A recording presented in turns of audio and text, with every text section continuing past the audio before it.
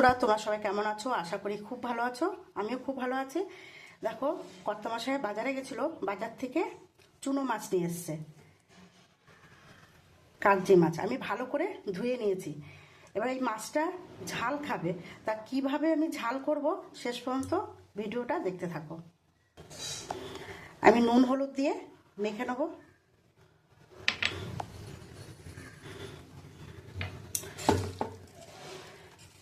আমি কড়াইয়ের মধ্যে তেল দিয়ে দিয়েছি।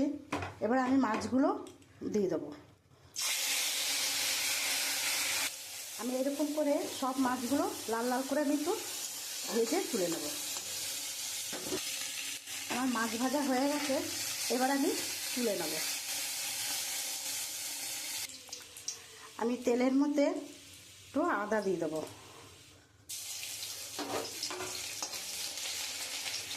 একটু কালো জিরে ফোড়ন দিয়ে দেবো। আমি পেঁয়াজ রেখেছি কেটে, আমি পেঁয়াজটা দিয়ে দেবো।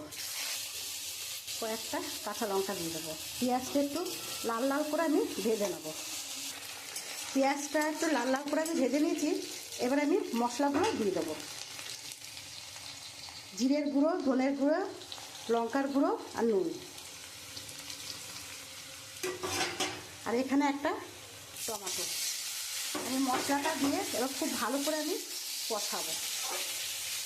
আমি মশলাটা খুব ভালো করে কষিয়ে দিয়েছি, তেলও ছেড়ে গেছে।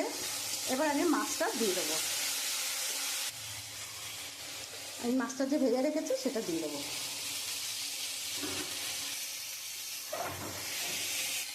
যেহেতু মাছটা ঝাল করব, আমি বেশি একটা জল দেবো না।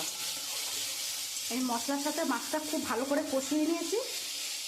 এবার হালকা করে একটু জল দেবো। আমি ওপর থেকে একটুখানি ধনে পাতা দিয়ে দেবো নামানোর আগে। আমার চুনো মাছের ঝাল হয়ে গেছে। যদি আমার এই রান্নাটা তোমাদের ভালো লাগে তাহলে একটা লাইক, কমেন্ট, শেয়ার করে দিও। আর তোমরাও এরকমভাবে করে খেও, আশা করি খুব ভালো লাগবে। চাইলে তোমরা এটা বেগুন দিয়েও করতে পারো, আলু দিয়েও করতে পারো। তা আমি আলু বেগুন কিছুই দিইনি, শুধু ঝাল করেছে। এটা গরম ভাতে খেতে খুবই ভালো লাগে।